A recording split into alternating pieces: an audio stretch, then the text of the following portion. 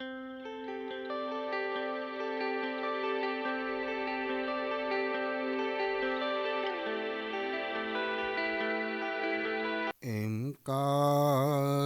રિંકાર રહસ્યયુક્તં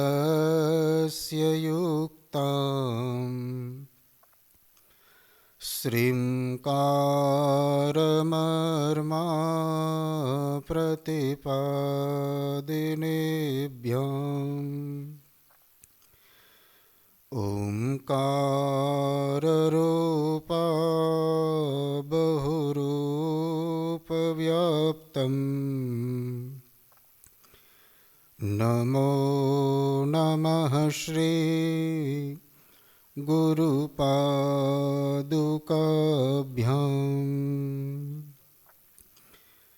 અજ્ઞાનતિમિરાન્ધસ્ય જ્ઞાનાંજનશલાકયા ચક્ષુરુન્મિલિतं યેન તસ્મૈ શ્રીગુરવે નમઃ.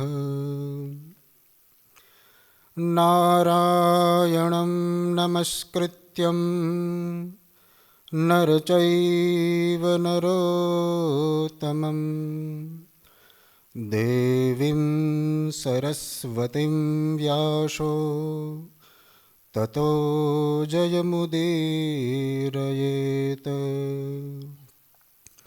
ગુરુર્બ્રહ્મા ગુરુર્વિષ્ણુ ગુરુર્દેવો મહેશ્વરઃ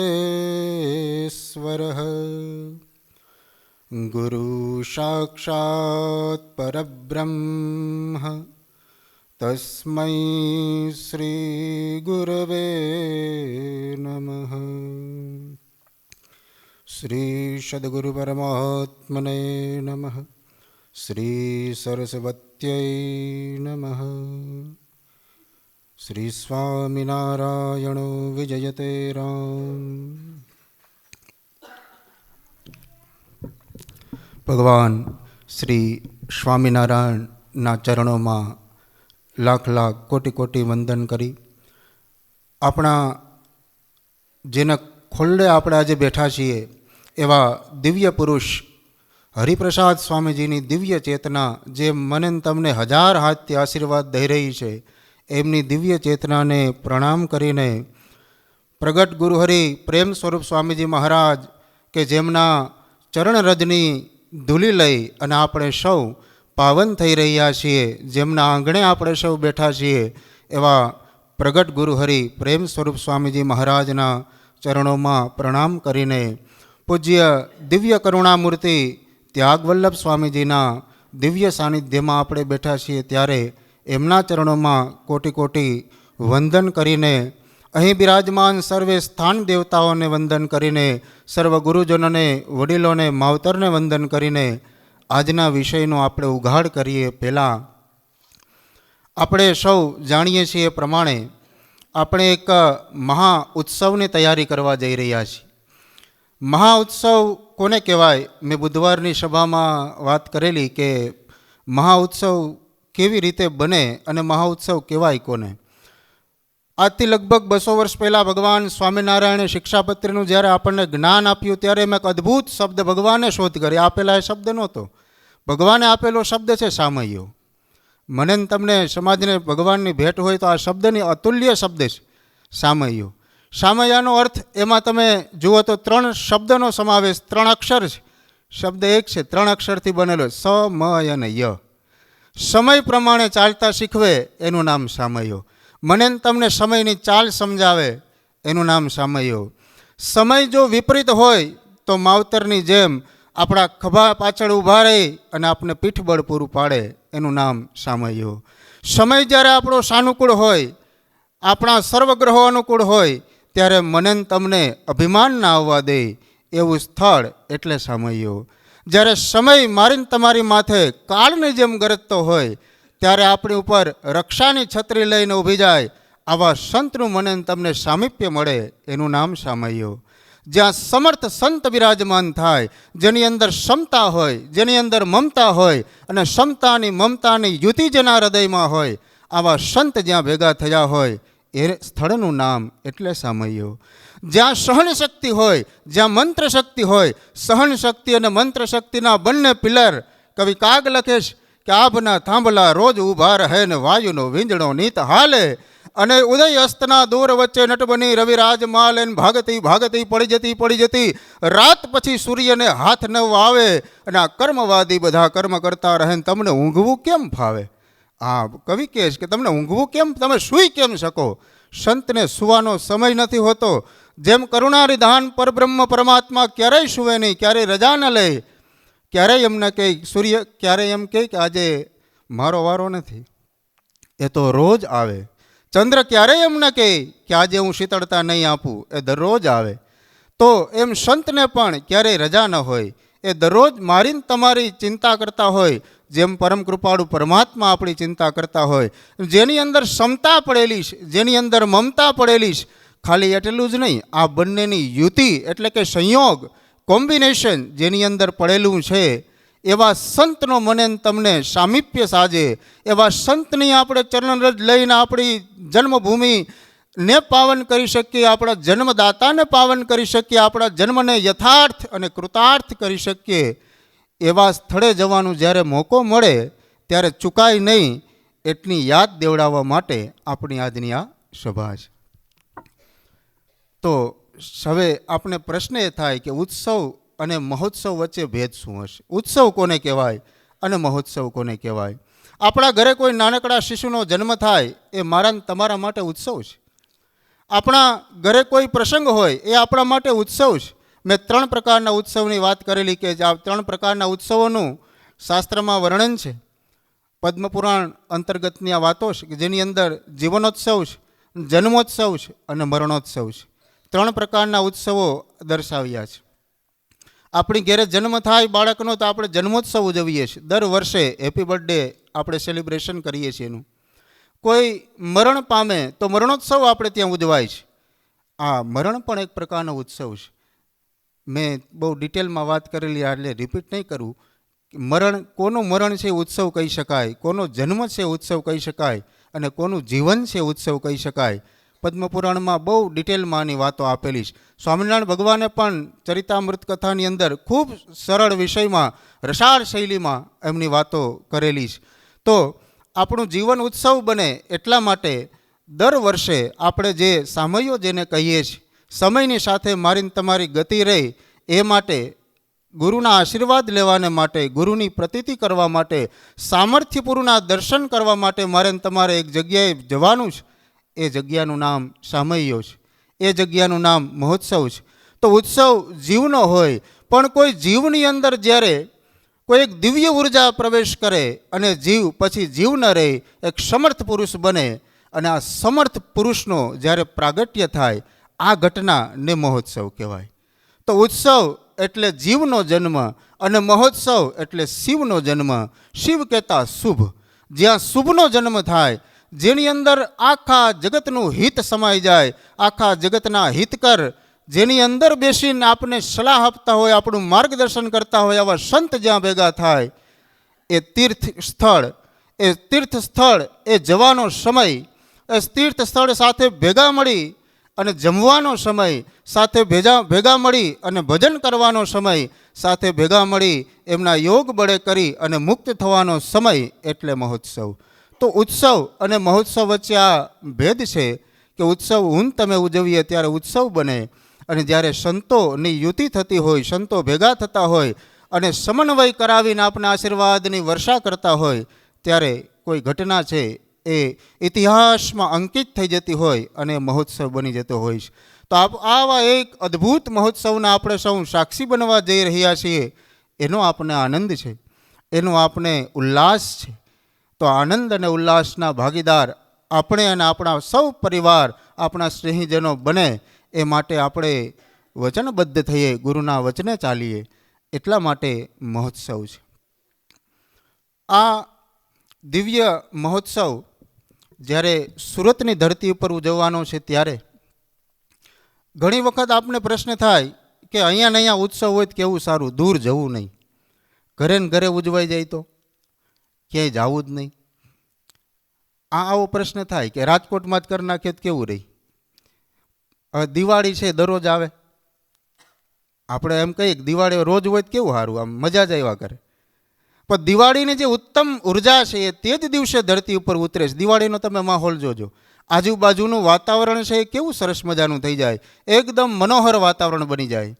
જેમ જાણે વસંત ઋતુનું આગમન થાય ને ફૂલડા ખીલી ઉઠે ને ચો તરફ સુગંધ વેરાઈ જાય, એમ દિવાળીનો જ્યારે પ્રસંગ આવે ત્યારે ચારે બાજુ એક દિવ્ય રોશની હોય. આ દિવ્ય રોશની દરરોજ ના હોય. શું કામ?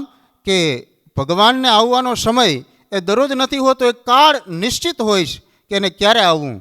તો જ્યારે સંતોએ આવા સમય નિશ્ચિત કર્યો હોય, નિર્ધારિત કર્યો હોય, એ ધરતી ઉપર એક ચોક્કસ સમયે એક ઉર્જા ઉતરવાની હોય. મને તમને ખબર ના હોય, પણ એ ધરતી ઉપર દિવ્ય સ્વરૂપે એ ઉર્જા એ જ સમયે ઉતરવાની હોય. એ સમયે આવા પ્રસંગોનું આયોજન થતું હોય કે મને તમને દિવ્ય ઉર્જાનો લાભ મળે. બૌદ્ધ સંપ્રદાયની અંદર એક પરંપરા છે લામા યોગીઓની. હજી પણ એ લોકો 11 કે 12 જેટલા લામા યોગીઓ હજી પણ જીવે છે કે જે પરંપરાગત પોતે જ્યાં જન્મ મૃત્યુ સમયે એ પોતાનું જન્મસ્થાન કહી દે કે આ જગ્યાએ આ સમયે હું જન્મ લઈશ, તમે પછી ત્યાંથી મને લઈ આવજો. તો બીજા જે 11 લામાઓ હોય એ લામા ગુરુ જે એક્સપાયર થઈ ગયા છે એમનો જ્યાં જન્મ થવાનો છે ત્યાં જાય, એમના બાળપણની થોડીક વાતો, એમના જે ચિહ્નો આપેલા હોય એ બધું વેરીફાઈ કરે અને પછી એ બાળકને ત્યાંથી લાવે, ઉછેરે, પોતાના મઠની અંદર મોટા કરે અને પછી ફરી પાછા એમને ગુરુ તરીકે સ્થાપિત કરે. વર્ષોથી આ દિવ્ય પરંપરા ચાલી રહી છે. એમાં એક બીજી પરંપરા એ પણ છે કે જ્યારે ભગવાન બુદ્ધનું જ્યારે નિર્વાણનો સમય હતો ત્યારે બુદ્ધે કીધું, આનંદ બુદ્ધના શિષ્ય, આમ તો એના પિતરાય ભાઈ, પણ બુદ્ધના શિષ્ય આનંદ એવો પ્રશ્ન કર્યો, પ્રભુ આપ જતા રહેશો તો અમારું થશે શું? અમને માર્ગદર્શન કોણ આપશે? અમને જીવન જીવવાની જડીબુટી કોણ આપશે? અમનું પીઠબળ કોણ પૂરું પાડશે? ત્યારે બુદ્ધે બહુ સરસ વાત કરી કે આનંદ, હું ક્યાંય જવાનો નથી, હું તને મૂકી મારા સમાજને મૂકીને હું જાઉં ક્યાં? હું તમારી વચ્ચે જ છું. જ્યારે તમે યાદ કરશો ત્યારે હું આવી જઈશ. અને હકીકતમાં જો આપણે જોઈએ તો બુદ્ધની આ વાત બહુ સાચી છે. મહાપુરુષો ક્યાંય જતા જ નથી, આપણી વચ્ચે આપણા હૃદયની અંદર જ હોય છે. જ્યારે આપણે યાદ કરીએ, પણ શરત એટલી કે જ્યારે આપણે યાદ કરીએ ત્યારે મન નિર્મળ હોવું જોઈએ. આ નિર્મળ મનની અંદર રામચરિત્ર માનસમાં ગોસાઈ તુલસીદાસજી લખે છે કે છલ છિદ્ર કપટ મોહિન ભાવા, નિર્મલ મન જન સો મોહી પાવા. જેનું હૃદય મન નિર્મલ હશે એ જ મને પામી શકશે. બાકીના જેનામાં છલ હશે, છિદ્ર હશે, કપટ હશે, એ લોકો મને નહીં પામી શકે. તો ભગવાનને પામવા હોય તો કરવાનું શું? તો કે છલ છિદ્ર અને કપટથી મુક્ત થવાનું. મતલબ કે સંપ સુહૃદ ભાવ અને એકતામાં જીવવાનું. જે સ્વામીજીએ મને તમને સંદેશ આપ્યો છે એના ઉપર જીવન જીવવાનું. તો આપણે પરમાત્માને આપણે પણ પામી શકીએ. તો બુદ્ધની આ વાત છે આજે પણ પ્રાસંગિક છે કે જ્યારે મહાપુરુષની કોઈ ધરતી ઉપરથી વિદાય થાય ત્યારે દેહથી વિદાય થતી હોય છે, પણ એક ઉર્જાના રૂપમાં એ હંમેશા આપણી વચ્ચે રહેતા હોય છે. આ દિવ્ય ઉર્જા જે સ્થળે, જે સમયે, જે જગ્યા ઉપર અવતરિત થવાની હોય, એનો આવિર્ભાવ થવાનો હોય, એ જગ્યા ઉપર જવું એ સૌભાગ્યની વાત છે. એ જગ્યા ઉપર રહેવું એ સૌભાગ્ય છે. એ જગ્યા ઉપર જમવું અત્યંત સૌભાગ્ય છે. એ જગ્યામાં જઈને સેવા કરવી એનાથી મોટું સૌભાગ્ય છે. એટલે આપણે મહોત્સવમાં જવાનું છે. કેમ કે ત્યાં દિવ્ય ઉર્જા ભેગી થવાની છે જે મને તમને ખબર નથી, પણ સંતોને એના દિવ્ય કાળે કરી દિવ્ય સ્મરણની અંદર પ્રભુએ સૂચવેલું હોય છે કે આ જગ્યાએ અમે આવવાના છીએ, આ જગ્યા અમે આ સમય નિર્ધારિત કર્યો છે, તો આ સમયે આપ અમારા સમાજને ત્યાં નોતરજો અને અમારો સમાજ ત્યાં આવશે તો અમે એના ઉપર આશીર્વાદના વરસાદ કરીશું. તો આ મહોત્સવનું જે મેઇન આપણે થીમ કહી શકીએ કે મારા તમારા ઉપર એક કોસ્મિક એનર્જી વરસે, એક ઉર્જાનો આવિર્ભાવ થાય. તો આ ઉર્જા મેળવવા માટે મારે તમારે ત્યાં જવાનું છે. હવે ઘરે બેઠા બેઠા ઉર્જા મળી જાય તો કેવું રહી? આપણો જીવ તો આળસું હોય કે ત્યાં જવાની જરૂર શું? આમ ઘરે સ્વામીજી કૃપા કરે ઘરે બેઠા બેઠા ઉર્જા ના મળે, જવું શા માટે જોઈએ? હવે ઘરની અંદર ઉર્જા હોય તો મંદિરની જરૂર જ શું? ઘરની અંદર જ ઉર્જા જો રહેતી હોય તો મંદિરની જરૂર શું? મંદિરની અંદર જો ઉર્જા રહેતી હોય તો પછી સંતની જરૂર શું? સંતની અંદર જ જો ઉર્જા રહેતી હોય તો પછી ભગવાનની જરૂર શું? અને ભગવાનની અંદર જ જો ઉર્જા રહેતી હોય તો પછી મૂર્તિની જરૂર શું? અને જો મૂર્તિની જ અંદર ઉર્જા રહેતી હોય તો આજુબાજુ આ શ્વાસમાં પ્રશ્વાસમાં મને તમને જે જીવતા રાખે છે એની જરૂર શું?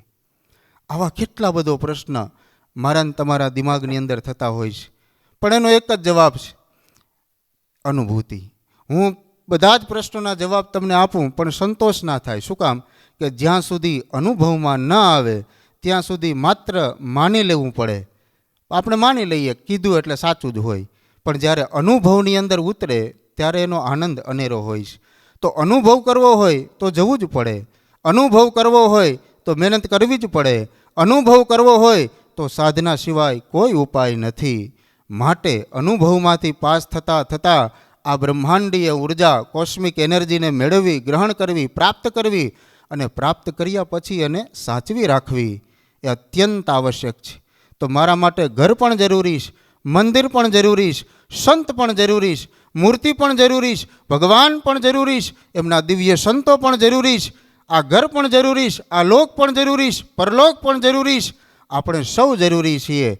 માટે આ જરૂરિયાતપણાનો મને તમને આનંદ થાય એટલા માટે દિવ્ય મહોત્સવો સંતો કરતા હોય છે. તો આ મહોત્સવ પાછળ જે હેતુ છે, પૌરાણિક કાળથી વૈદિક કાળથી જે હેતુ મને તમને આપ્યા છે એના 5 ઉર્જા મેળવવા માટેના, ઉર્જાવાન થવા માટેના. આજનો યુવાન ઉર્જાથી વિમુખ થતો જાય છે. ધીમે ધીમે સમાજમાં તમે જોતા જાઓ, યુવાનીની અંદર જે ઉર્જા હોવી જોઈએ, જે તાકાત હોવી જોઈએ, લૌકિક અને અલૌકિક બંને, આ તાકાત યુવાનીમાંથી ધીમે ધીમે ધીમે ઓછી થતી જાય છે. ગુરુ હંમેશા યુવાનની ચિંતા શા માટે કરે? આપણા ગુરુજી કહે છે કે યુવાન મારું હૃદય છે. આવું યુવાન માટે જ કેમ કીધું હશે? કેમ કે જેની યુવાની ધન્ય બને એની વૃદ્ધાવસ્થા ધન્ય જ હોય, એમાં કોઈ શંકા નથી. અને જેની વૃદ્ધાવસ્થા ધન્ય હોય એનું મૃત્યુ ધન્ય અને ધન્ય જ હોય, એમાં કોઈ શંકા નથી. તો શરૂઆત યુવાનીથી થાય. એટલે ગુરુજીએ કીધું કે યુવાન મારું હૃદય છે. તો આ યુવાન કેવો હોવો જોઈએ એની સંકલ્પના જે સ્વામીજીના હૃદયમાં પડેલી હતી એ મારે તમારે ચરિતાર્થ કરવી હોય તો આપણે ઉર્જાની જરૂર પડે, એમના બળની જરૂર પડે. કેમ કે આપણા બળે કરીને ઉર્જાવાન થઈ શકાતું નથી. જો આપણું જ બધું જ ચાલતું હોત તો પછી હું તમે ક્યાંના ક્યાં પહોંચી ગયા હોત. એટલે આપણું બધું ચાલતું નથી, આપણું કંઈ બધું થતું નથી. આપણું ધારેલું એ સફળતાને પ્રાપ્ત કરે એ જરૂરી નથી. કોઈ સંતના વચને, કોઈ પિતાની જેમ મારીને તમારી આંગળી પકડીને આપણે હરિના દર્શન કરાવે તો જ થઈ શકે એમ છે. આપણી તાકાત બહારની વાત છે, એટલે સંત જરૂરી છે. તો આ સંતનો મહિમા યુવાનીની અંદર મને તમને સમજાઈ જાય તો જીવતર પાર ઉતરી જાય, આપણી નૈયા ડગમગ ન થાય, મજદારે પહોંચીને ડૂબી ન જાય. માટે સંતની જરૂર છે કે આપણા ખેવૈયા કોઈ સંત હોય, આપણો મલ્હાર કોઈ સંત હોય તો મારીને તમારી નૌકા આ લોકથી લઈ અને પરલોક સુધી એકદમ અડીખમ રહી. ગમે એવા તોફાન આવે પણ આપણને ખબર છે કે મારા ભેગા કોઈ સંત સાધુ પુરુષ છે, કોઈ અખંડ પુરુષ મારી ઉપર એનો હાથ છે, એટલે મને કંઈ થવાનું નથી. આવો ભરોસો મારા તમારા હૃદયની અંદર વસે એટલા માટે સંતની જરૂર છે. અને આ ભરોસો દ્રઢ કરવા માટે યુવા મહોત્સવની જરૂર છે. તો મારે તમારે આપણો વિશ્વાસ, આપણો ભરોસો, આપણી શ્રદ્ધા દ્રઢ બને એ માટે યુવા મહોત્સવની અંદર જવાનું છે. આ ભગવાને જે યુવાનોની પરિકલ્પના સ્વામિનારાયણ ભગવાને દર્શાવી છે, જુદા જુદા શાસ્ત્રોમાં જુદી જુદી પરિકલ્પનાઓ યુવાનો માટે કરી છે. સ્વામીજીએ જે પરિકલ્પના યુવાન માટે કરી છે, હું હમણાં વાંચતો હતો ત્યારે ખબર પડી કે લગભગ બધા જ શાસ્ત્રોનો નિચોડ અર્ક રૂપે મને તમને પાઈ દીધો છે. એમાંથી જ સૂત્ર નીકળ્યું છે કે યુવાનો મારું હૃદય છે.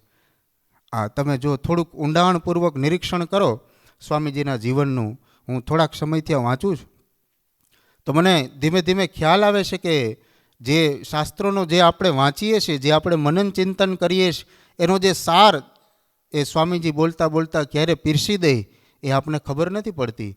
જ્યારે શાસ્ત્રોના દર્શન કરીએ ત્યારે ખબર પડે કે ઓહો, આ તો સ્વામીજીએ કેવડી મોટી વાત કરી દીધી. એકદમ સૂક્ષ્મ વાત આપણે ઉદાહરણ દ્વારા સમજાવીને કહી દે, ઘૂંટડો ગળે ઉતરે એ રીતે મને તમને વાત કરી દે. એ શાસ્ત્રનો નિચોડ હોય છે. બાકી શાસ્ત્રો તો અનંત છે, એને તમે વાંચવા જાઓ, સમજવા જાઓ તો આખી જિંદગી પણ ઓછી પડે, જન્મોના જન્મ ઓછા પડે. એટલા બધા શાસ્ત્રો આપણી પાસે છે, અને આપણી પાસે એટલો સમય ક્યાં? આપણે કેવી રીતે શાસ્ત્ર વાંચીશું તો એને ક્યારે સમજીશું? તો આવા સાધુ પુરુષ, કોઈ સંત પુરુષ જોશે જે મને તમને એનો અર્ક પાઈ દે, તો શાસ્ત્ર આપણે ભીતર ઉતરી જાય, આપણી ભીતર ઘડાઈ જાય. તો આવી શાસ્ત્ર આપણી ભીતર ઉતરે. સિંહણનું દૂધ ઝીલવું હોય ને તો સોનાનું પાત્ર જોઈએ, કેમ કે લોખંડનું પાત્ર છે ને એ સિંહણનું દૂધ નથી ઝીલી શકતું, એ ઓગાળી નાખે, ફાડી નાખે છે. સિંહણનું દૂધ ઝીલવું હોય તો મારે તમારે સોનાનું પાત્ર લઈને જવું પડે છે. એમ જો તમારે પરમાત્માને, આત્માને, આ અધ્યાત્મને સમજવું હોય તો કોઈ સંતનો સથવારો જોઈએ, કોઈ સંતની ઉર્જા જોઈએ, કોઈ સંતનો શક્તિપાત મારીને તમારી ઉપર થાય, આ જરૂરી છે. તો આ સંતનો શક્તિપાત ક્યારે થાય? કે મારીને તમારી ભીતર સોના જેવું પાત્ર હોય, મારું તમારું હૃદય સ્વચ્છ હોય, મલિનતાથી મુક્ત હોય, તો આ ઉર્જા હું તમે સહન કરી શકીએ. નહીતર આ ઉર્જા મને તમને વેર વિખેર કરી નાખે, એમાં કોઈ શંકા નથી. તો આ ઉર્જાને સહન કરવા માટે જરૂરી છે કે આપણી ભીતર એક માળખું તૈયાર થાય. અને આ માળખું તૈયાર યુવાનીમાં થઈ શકે. કેમ કે યુવાનીમાં મારા તમારા મસલ્સ, આપણી ભીતર રહેલી ઉર્જા એની ચરમસીમા ઉપર હોય, ત્યારે આ માળખું તૈયાર થઈ શકે એમ હોય. એટલે સંતો યુવાનને ખૂબ મહત્ત્વ આપે છે, કેમ કે ત્યાં ઘડતરનું મહત્ત્વ છે. યુવાનીમાં ઘડતર થઈ શકે. વૃદ્ધાવસ્થાએ પછી મારા તમારા પગ કામ ન કરે, હાથ કામ ન કરે, મસ્તિષ્ક ભૂલવા લાગે બધું, ત્યારે પછી આપણી ઇન્દ્રિયો નબળી પડી જાય, ત્યારે ઉર્જા હું તમે સહન ના કરી શકીએ. તો જ્યારે યુવા વયે આપણે ઉર્જા સહન કરી શકીએ, ત્યારે ઉર્જા મને તમને સમયે જતાં મળી રહે. એટલા માટે યુવા મહોત્સવ છે, એટલા માટે યુવાનોનો જ મહોત્સવ છે. યુવાને દરેકે આમ હર્ષ ઉલ્લાસથી ભાગ લેવાનો ઉત્સવ છે. તો આ ઉર્જા આપણને કેવી રીતે મળે, કેવી રીતે આ ઉર્જા પ્રાપ્ત થાય, અને એ ઉર્જા કઈ ઉર્જા છે? તો 5 પ્રકારની ઉર્જાનું શાસ્ત્રએ વર્ણન કર્યું છે. બહુ ટૂંક સમયમાં હું તમને કહી દઉં. 5 પ્રકારની ઉર્જાનું વર્ણન કર્યું શાસ્ત્રમાં, કે ઉર્જા શા માટે આપણે મેળવવી જોઈએ, અને મેળવ્યા પછી એને કેવી રીતે સાચવવી જોઈએ, અને આ ઉર્જા કઈ છે? તો આ ઉર્જા 5 પ્રકારની છે. પહેલી ઉર્જા છે જ્ઞાનાર્જન, જ્ઞાનનું અર્જન કરવાની ઉર્જા. મારીને તમારી ભીતર જ્ઞાન આવે તો એ જ્ઞાનને પચાવવું કેમ? નહીતર અહંકાર આવી જાય. જ્ઞાન કરતાં અજ્ઞાન સારું. અજ્ઞાની માણસ છે ને નમી શકે, જ્ઞાની માણસ નમી ના શકે. તમે જોજો, જ્ઞાની હોય ને એ આમ થોડુંક ભણી લઈને આવું થઈ જાય, પછી મસ્તક ઊંચું જ રહે, એને ક્યાંય નમવું ગમે જ નહીં કે હું થોડો આ કરું. તારા બાપા એ કરતા હતા, તારે કરવું જ પડે. આ કામ મારાથી ન થાય, કેમ ન થાય? હવે તો અહંકાર આવી ગયો. અહંકાર શેનો છે? ભણતરનો, જ્ઞાનનો. અહંકારથી, અહંકાર બાધા છે. અધ્યાત્મમાં અહંકારને સૌથી મોટામાં મોટી બાધા કીધી છે. એટલે સ્વામીજી આપણે કહીશ કે નમી જવું, ખમી જવું. આજે સૂત્રો આપ્યા છે, અહંકારથી મુક્તિ માટેના સૂત્રો છે. સંપ, સુહૃદ ભાવ, એકતા, શું? અહંકારથી મુક્તિ. આપણે કહી છે કે ઝૂકવું જોઈએ. શા માટે? અહંકારથી મુક્ત થઈ જાય. મારું તમારું મન, કર્મ અને વચન જો અહંકારથી મુક્ત હશે તો જ્ઞાનાર્જન થઈ શકશે. મને તમને જ્ઞાન છે, શુદ્ધ જ્ઞાન મળશે, જે અહંકારથી મુક્ત થશે. અહંકારથી મુક્ત થવું કોઈ સરળ કામ નથી, બહુ અઘરું છે, બહુ અઘરું છે. આપણે 5 શ્લોક આવડી જાય ને, મારો અનુભવ છે, આપણે 5 સારા શ્લોક આવડી જાય ને, 5 સારી વાતો કહેતા આવડી જાય ને, અંદર કેટલો બધો અહંકાર જાગે. એ અહંકાર છે કે આનંદ, એ બે વચ્ચે ભેદ ન પાડી શકાય. આપણે ખબર જ ના પડે કે હું અહંકારનો આનંદ લઉં છું કે આનંદનો અહંકાર છે. આ બહુ સૂક્ષ્મ વાત છે, આમની વચ્ચે ભેદ ન પાડી શકાય. હું આથી બોલીને નીકળું ને તમે થોડીક તાલી વગાડો ને, થોડીક વાર અંદર ગદગદિયા તો થાય જ. હા, કે આપણા કોકે વખાણ કર્યા એમ, કે આ જીવનો સ્વભાવ છે. એ મારી જગ્યાએ બીજું કોઈ પણ હોય, બધાને આવું થાય, કેમ કે આ જીવનો સ્વભાવ છે. પણ સ્વભાવની પાછળ આપણને જો ખબર હોય કે મારામાં આ કંઈ તાકાત નથી, મારી પાછળ કોકનો હાથ છે, એ બોલાવે છે, હું બોલું છું, મારી રચના, મારી જીભ ચાલે છે, આ સરસ્વતીની કૃપા છે એટલે ચાલે છે. હું ભણી શક્યો, અમારે તેવી પરિસ્થિતિ નહોતી છતાંય ભણી શકાયું, આ કોકની અસીમ કૃપા છે, એના વગર આ થાય નહીં. આની મને ખબર હોય તો અહંકારથી મુક્ત થઈ શકાય છે. તો અહંકાર મને તમને આવે નહીં તો જ જ્ઞાન પચે, નહીતર જ્ઞાનનો ઓટકાર અઘરો હોય છે, જ્ઞાન પાડી દે. અજ્ઞાની માણસ ઝૂકી શકે, જ્ઞાની માણસને જરાક દુઃખ આવે એટલે તૂટી જાય, કેમ કે ઝૂકે ને તો જ દુઃખ છે ને એ સહન થઈ શકે. અને જો ઝૂકે નહીં, ઝાડવું ઊંચું ને ઊંચું થયા કરે તો એક જ વાવાઝોડું ખમી શકે, 2 ખમી શકે, વધીને 3 ખમી શકે, પડી જ જાય. પણ જે વૃક્ષમાં ફળ આવી જાય ને પછી વૃક્ષ નમી જાય, એ અનેક વાવાઝોડા ખમી શકે. તો આ ખૂંદરે ખમે માતા ધરતીને ખેરાયું ખમે વને રાય, કટુ વચન વલા સાધુડા ખમે ને નિરતો સાજરમાં માય. તો આ જે ખમવાની વાત છે એ અજ્ઞાની માણસ જેટલું ખમી શકે એના કરતાં ડબલ જ્ઞાની ખમી શકવો જોઈએ. અને આ ખમંત વીર થવાની વાત એ સ્વામીજીએ મને તમને શીખવાડીશ કે ખમી કેવી રીતે જવું. તો સાધુ છે એ કટુ વચન સહન કરી શકે, હું તમે પણ આવું સહન શક્તિ મારા તમારી ભીતર આવે, એ માટે આપણે યુવા મહોત્સવમાં જવાનું છે, એ માટે સ્વામીજીના દર્શન કરવાના છે, એવું એમની પાસે માગવાનું છે. જ્ઞાન મળે એ જરૂરી છે, પણ જ્ઞાનને પચાવવું એનાથી વધુ જરૂરી છે. શક્તિ મળે એ જરૂરી છે, પણ આ શક્તિને પચાવવી એનાથી વધુ જરૂરી છે. ધન મળે આવશ્યક છે, પણ આ ધનને પચાવવું એનાથી વધારે જરૂરી છે. કર્મ મળે એ આવશ્યક છે, પણ કર્મને કરી બતાવવું એનાથી વધારે જરૂરી છે. આજ્ઞા મળે આ પાત્રતા છે, પણ આજ્ઞાને પાળી બતાવવી એ કોકની કરુણા હોય તો જ થાય, અધરવાઇઝ ઇટ ઇઝ ઇમ્પોસિબલ. નહીંતર આ બધું અસંભવ જેવું લાગે. તો કોકની કરુણા હોય તો જ હું તમે જ્ઞાનાર્જન કરી શકીએ, જ્ઞાન મેળવી શકીએ અને મળેલ જ્ઞાનને પચાવી શકીએ. તો આ જ્ઞાન છે એ કેવી રીતે મળે, કોણ આપે? તો જ્ઞાન છે ને અનાયાસે મળે. આપણા પાપ કર્મો જ્યારે નાશ પામે ત્યારે પુણ્ય કર્મનો ઉદય થાય, અને પુણ્ય કર્મનો ઉદય થાય એનું પહેલું લક્ષણ મને તમને જ્ઞાન મળે. અને જ્ઞાન મળે એટલે પેલું કામ શું થાય? આપણા જે કાંઈ ખોટા કર્મો કરેલા હોય ને નજર સામે આવે, એટલે સમજવું કે જ્ઞાન થઈ જાય છે, થતું જાય છે. ધીમે ધીમે એ દિશામાં આપણે આગળ છીએ. મારા તમારાથી જો કોઈ ભૂલ થઈ ગઈ હોય તો આપણી નજર સામે આવી જાય તો સમજવું કે ધીમે ધીમે જ્ઞાનના રસ્તે આપણે આગળ વધી રહ્યા છીએ. ભૂલો સમજાતી જાય એનો મતલબ કે મને જ્ઞાન થતું જાય છે, એનો મતલબ કે મારા હવે અંદર જે ભૂલો કરી હોય એના પશ્ચાતાપ થવા લાગે. ભૂલો જે કરી હોય, જીવનની અંદર કાંઈક ખોટું મારાથી થઈ ગયું છે તો ભીતર એનો તાપ મને તમને લાગે તો સમજવું કે જ્ઞાનના પગદંડી ઉપર મારું પહેલું પગથિયું ચડી ગયો છું. હવે જ્ઞાનની સીડી અને એનાથી જ્ઞાનનું ક્લાઇમેક્સ બહુ દૂર નથી. હું જ્ઞાનના શિખર ઉપર પહોંચી જઈશ, શરૂઆત થઈ ચૂકી છે. તો શરૂઆતનું લક્ષણ છે કે મને તમને આપણા કરેલા કર્મો અને પછી એની હાંસી આવે, એલા મારાથી આવું થઈ જાય, મારાથી આવું બોલાઈ જાય, મારાથી આવું સંભળાઈ જાય. આ બધું આપણને સમજાવવા લાગે. ધીમે ધીમે સમજવું કે જ્ઞાન થવા લાગ્યું છે. તો આ જ્ઞાન કેવી રીતે મળે, કોણ આપે? તો જવાબ એક જ છે કે સાચા સંત આપે, સાચા ગુરુ આપે, કોઈ સદગુરુ આપે, કોઈ અક્ષર મૂર્તિ આપે, કોઈ ધ્યાન મૂર્તિ આપે, કોઈ વાત્સલ્ય મૂર્તિ મને તમને જ્ઞાન આપી શકે. તો જ્ઞાન મેળવવા માટે પણ ગુરુ જોશે અને જ્ઞાનને પચાવવા માટે પણ ગુરુ જોશે. તો આ ગુરુનું જ્યાં દર્શન થાય, ગુરુની જ્યાં મમતા અને ક્ષમતા પ્રાપ્ત થાય, જ્યાં મને ધીરજ પ્રાપ્ત થાય, એવું સ્થળ એટલે યુવા મહોત્સવ. તો આ જ્ઞાનાર્જન કરવા માટે મારે યુવા મહોત્સવમાં જવાનું છે.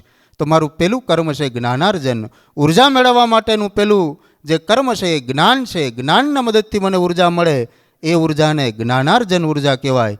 તો ઉર્જાનો પહેલો પ્રકાર છે જ્ઞાનાર્જન ઉર્જા. આ જ્ઞાનાર્જન ઉર્જા, જ્ઞાનને પચાવવાની ઉર્જા, જ્ઞાનને મેળવવાની ઉર્જા એ કોઈ ગુરુના માધ્યમથી, કોઈ સંતના માધ્યમથી, કોઈ સદગુરુના માધ્યમથી, કોઈ મહાપુરુષના માધ્યમથી મને તમને મળશે. એ સ્થળ એટલે યુવા મહોત્સવ. તો પહેલું પગથિયું જ્ઞાનાર્જન શક્તિ છે, જ્ઞાનાર્જન ઉર્જા છે, જે મને તમને યુવા મહોત્સવમાંથી મળવાની છે. આનું બીજું પગથિયું, હવે જ્ઞાન મેળવવાના ગીતાની અંદર 3 રસ્તા કીધા છે કે 3 રસ્તે તમે જ્ઞાન મેળવી શકો. તસ્ય પ્રણિપાતેન પરિપ્રશ્નેન સેવયા. પ્રણિપાતેન, પ્રણિહિ એટલે પ્રણામ કરવા, પાતે ન એટલે પગે, પગે લાગવું, દંડવત પ્રણામ કરવા એટલે પ્રણિપાતેન. કોઈ સંતને, કોઈ મહાપુરુષને દંડવત પ્રણામ કરવાથી જ્ઞાન મેળવી શકાય. આ જ્ઞાન મેળવવાનો પહેલો રસ્તો પ્રણિપાતેન. બીજો રસ્તો પરિપ્રશ્નેન, પ્રશ્નો પૂછવાથી. જ્ઞાન કેવી રીતે મળે? પ્રશ્નો પૂછવાથી. સંતોને પ્રશ્ન પૂછવા જરૂરી છે. આપણે સભા કરીએ ને તો સભાનું મુખ્ય ઉદ્દેશ્ય પ્રશ્નો કરવાનું હતું. પ્રશ્ન પૂછો અને પ્રશ્નોના માધ્યમથી જવાબ, જવાબના માધ્યમથી જ્ઞાન. આ સોક્રેટિસની પદ્ધતિ છે. સોક્રેટિસે એવું કીધું હતું. એક વ્યક્તિ સોક્રેટિસ પાસે ગયો કે મારે ભગવાનને જોવા છે. અદ્ભુત કિસ્સો છે કે મારે ભગવાનને જોવા છે. સોક્રેટિસ કે હું સવારે જ્યારે સૂર્યને અર્ઘ્ય આપું ને ત્યારે આવજો. તો કે કાંઈ વાંધો નહીં. યુવાન એકદમ હટોકટો માણસ. એટલે સોક્રેટિસ નદીમાં કળ સુધી ડૂબી અને સૂર્યને અર્ઘ્ય આપતા હતા. આદિદેવો નમસ્તુભ્યમ પ્રસીદ મમ ભાસ્કરમ દિવાકરમ નમસ્તુભ્યમ પ્રભાકરમ નમોસ્તુતે. આમ કહીને સૂર્યનારાયણને અર્ઘ્ય આપતા હતા. અને એક વ્યક્તિ ગયો કે ભગવાન, કાલે હું આવ્યો તો તમારી પાસે ભગવાનના દર્શન કરવા, સાચા હોય તો બતાવો, ક્યાં છે કરુણાનિધિ, ક્યાં છે વાત્સલ્ય મૂર્તિ, ક્યાં છે ભગવાન, મારે એને જોવા છે. સોક્રેટિસ કે અંદર આવતો રહે. અહીંયા સુધી ડૂબેલા, અંદર આવતો રહે. યુવાનીમાં એટલે તરવરાટ અને ભગવાનને જોવાની અભિપ્સા, જુગુપ્સા, જવા દો. નદીમાં અંદર જાય છે. સોક્રેટિસે બહુ તાકાતવાળા માણસ. જેવો યુવાન પાસે પહોંચ્યો ને દબોચી લીધો, ગળેથી પકડીને ભીતર ડૂબાડે. બોલો કે બાપા રહેવા દ્યો. તો કે નહીં, ભગવાન જોવો છે? તો કે હા. ફરી પાછો ડૂબાડે. એ કે રહેવા દ્યો. ફરી પાછો ડૂબાડે. 5-6 વાર ડૂબી ગયો. ઓલો છૂટીને ભાગ્યો કે મારે કાંઈ જોવું નથી. આપણે આ ઘર ભેગા થઈ જાવી કે આ વૃદ્ધ છે એ પાગલ થઈ ગયો લાગે છે. હું તો ભગવાનના દર્શન કરવા, તમે સીધા ધામમાં પુગાડી દેત. એટલે સોક્રેટિસે પછી એ પોતે સૂર્યને અર્ઘ્ય આપીને બહાર નીકળે ને જ્યારે બેસે છે ત્યારે ઓલો યુવાન ફરી પાછો આવે છે કે હું તમને કહેતો હતો કે મારે ભગવાનને જોવા છે, અને આ તમે શું કર્યું? તમે તો સીધા એની પાસે પહોંચાડી દેત. કે ભાઈ તારે જોવા હોય તો ત્યાં સુધી જવું પડે. એના વગર એ તો કાંઈ તારી પાસે આવે નહીં. તારે જોવા છે, એને તને જોવો નથી. તારે એને જોવા છે, તારે ત્યાં જવું પડે. એટલે કે આ કાંઈ જવાબ ન થયો. સોક્રેટિસ તો રમત કરતા હતા. એટલે એને કીધું કે યુવાન, એ સમયે જ્યારે હું તને નદીની અંદર ગળાડૂબ પાણીમાં ડૂબાડતો હતો ત્યારે જીવન જીવવાની જે જિગુપ્સા તારી અંદર હતી, આટલી ઉત્કંઠા જો તને ભગવાનને મેળવવાની થાય તો તને ભગવાન મળે. આટલી જીવન જીવવાની તારી અંદર જે જિજ્ઞાસા હતી, એટલી જિજ્ઞાસા જો ભગવાનને મેળવવાની તારી અંદર જેદી જાગે તેદી મારી પાસે આવજે. તેદી તને કરુણાનિધિ, દયાના સાગર, કરુણાના નિધાન, પરબ્રહ્મ પરમાત્માના દર્શન કરાવીશ. ત્યાં સુધી એના દર્શન કરવા અસંભવ છે. તો આવી જિજ્ઞાસા મારીને તમારી ભીતર જાગે એ માટે પ્રભુને આપણે પ્રાર્થના કરવી છે. એ માટે યુવા મહોત્સવમાં જવું છે. તો પેલી જ્ઞાનાર્જનની જે ઉર્જા છે એ મને તમને મળે, આ મહોત્સવનો મુખ્ય ઉદ્દેશ. બીજો, જ્ઞાન મેળવવાના 3 રસ્તા મેં તમને કીધું એ પ્રમાણે પ્રણિપાતેન, કોઈને પગે લાગવું. આમ તમે જુઓ તો કોસ્મિક એનર્જી છે ને, એ આજુબાજુ દરેક જગ્યાએ સરખી રીતે વ્યાપ્ત હોય છે. આ ભૌતિક વિજ્ઞાનનો પણ સિદ્ધાંત છે. દરેક જગ્યાએ એક ઉર્જા પડેલી છે. મારી ભીતર પણ એક ઉર્જા છે, આપણી બહાર પણ એક ઉર્જા છે. આપણે સતત એક ઉર્જાના ઘેરામાં છીએ. આપણી ભીતર ઉર્જાનો ઘેરો છે, બહાર પણ એક ઉર્જાનો ઘેરો છે. આ ઉર્જાનો ઘેરો અંદર અને બહાર બે સરખા પ્રમાણમાં વિતરિત મને તમને સંતુલિત રાખે છે. આપણે જમીએ છીએ ત્યારે કોણ પચાવશે એની ચિંતા કરતા નથી. શું કામ? કે અંદર કોક બેઠું છે એ ચિંતા કરે છે. અંદર કોક, હું સૂઈ જાઉં ત્યારેય પણ અંદર કોક જાગે છે, સતત મારી ચિંતા કરે છે. આ કોણ છે? આ ઉર્જા છે. આપણે એને જે નામ આપવું એ આપી શકીએ. આત્મા, પરમાત્મા, પરબ્રહ્મ, સદગુરુ, તમે જે નામ આપો એ આપી શકાય. પણ આપણે એને સમજવા છે એટલા માટે આપણે એને ઉર્જા એવું નામ આપીએ છીએ. તો આ ઉર્જા જે ભીતર પણ છે, જે બહાર પણ છે, આ મને તમને ચલાયમાન કરે છે, ગતિમાન કરે છે, સમયે સુવડાવે છે, સમયે જગાડે છે. આ છે કોણ? આ ક્યાંથી આવે છે? ક્યાં જાય છે? આખું જે સર્કલ ભગવાને મારીને તમારી ભીતર મૂક્યું છે, બહાર મૂક્યું છે, એ સર્કલ કોણ છે? એ ઉર્જાનો મુખ્ય ધ્યેય શું? એ આપણે ક્યાં લઈ જવા માગે છે? આ બધા પ્રશ્નોનો જવાબ જેની પાસેથી મને મળે એ દિવ્ય સંત કહેવાય. આ દિવ્ય સંતના દર્શન માટે આપણે યુવા મહોત્સવમાં જવાનું છે. પ્રશ્નો કેવા પૂછવા, આ પણ એક શીખવા જેવી વાત છે. કવિ કાગ એક દિવસ એકલા લીમડા નીચે બેઠેલા મજદાર ગામની અંદર, અને એમને ઓચિંતાનું થયું કે ગુરુ મળે ને તો પ્રશ્ન કેવા પૂછવા. આવો કોઈ યુવાને એને પ્રશ્ન કરેલો કવિ કાગને કે ગુરુ મળે ને તો એને પૂછાય શું? જોજો, પૂછવું એ વિવેકની વાત છે. આમ આપણે કેમ, આપણી ભીતર ઘણું બધું હોય, બહાર કાંઈ આવે જ નહીં. સમયે તમે જોજો, એની સામે જઈએ ને એટલે શૂન્ય થઈ જઈએ. આપણે પૂછવા ઘણું બધું માગતા હોય પણ પૂછાય કાંઈ નહીં. તો અને પૂછવાનો એક વિવેક છે, એક કૌશલ્ય છે. બધા કંઈ પ્રશ્નો પૂછી ના શકે, અને યોગ્ય રીતે પ્રશ્ન પૂછવામાં ન આવે તો યોગ્ય જવાબની અપેક્ષા રાખી શકાય નહીં. તો યોગ્ય પ્રશ્ન એ જ યોગ્ય જવાબનું માધ્યમ બનતો હોય છે. તો પ્રશ્ન યોગ્ય કેવી રીતે બને? તો પ્રશ્ન કેવા હોય? તો કવિ કાગ લખે છે કે કેવા પ્રશ્ન હશે, અને એને આકાશની ઉપર એની દ્રષ્ટિ જાય છે અને ભગવાનને એ કહે છે કેવા કેવા પ્રશ્ન મારી ભીતર અત્યારે આટા મારે છે. કવિ ભગવાનને પ્રશ્ન પૂછે છે, એના સદગુરુને પ્રશ્ન પૂછે છે કે જોજો કવિની કલ્પના કેવી અદ્ભુત વાત કરે છે કવિઓ. એ આ કાલ્પનિક વાત છે, પણ એની વાતનો જે નિચોડ છે, જે સાર છે, એ મને તમને શીખવાડે કે ભીતર ઘટમાં કેવા કેવા પ્રશ્નો હશે. કહ કાગ સર્જક સાપનો કેવો કઠિન લેરી હશે. કહ કાગ સર્જક સાપનો કેવો કઠિન ઝેરી હશે. પવને સુગંધ પ્રસરાવતો, પવને સુગંધ પ્રસરાવતો, એ લાડીલો લેરી હશે. કહ કાગ સર્જક સાપનો, જેને સાપનું સર્જન કર્યું આ પરમાત્મા કેવો ઝેરી હશે, અને એક જ લહેરથી આખા વાતાવરણને પ્રસ્વિત કરી દે, સુગંધિતમાં ભરી દે, આવો પવનનો સર્જક કેવો લેરી હશે. જુઓ પ્રશ્નમાં કેટલી તાકાત છે. હા, બીજો પ્રશ્ન કરે, જગતો રશે ગોટા ભરા, ક્યારે કિનારી છાપશે. જગતો રશે ગોટા ભરા, ક્યારે કિનારી છાપશે. બીબા કહો કેટલા હશે, બીબા કહો કેટલા હશે. એ રંગરેજ બેઠો ક્યાં હશે, જગચોર સે ગોટા ભરા. મારી દ્રષ્ટિ જ્યાં જ્યાં સુધી પહોંચે, ક્યાંક ઝાડ છે, ક્યાંક વૃક્ષ છે, ક્યાંક લતાઓ છે, ક્યાંક પર્વતો છે, ક્યાંક નદી છે, ક્યાંક સમુદર છે. હે ભગવાન, તારી પાસે કેટલા બધા બીબા છે. આ બીબાઓને બનાવતા તને કેટલો સમય લાગ્યો છે. જગચોર છે ગોટા ભરા, હવે ક્યાંય જગ્યા દેખાતી નથી. તું કિનારી મૂકીશ કેમ? કે આ ભારત, આ પાકિસ્તાન, આ બાંગ્લાદેશ, આવી કિનારીઓ માણસ મૂકી શકે. હે ભગવાન, હે પરમાત્મા, તું અખિલ બ્રહ્માંડનો માલિક, તું કિનારીઓ મૂકીશ કેમ? કવિનો પ્રશ્ન જુઓ.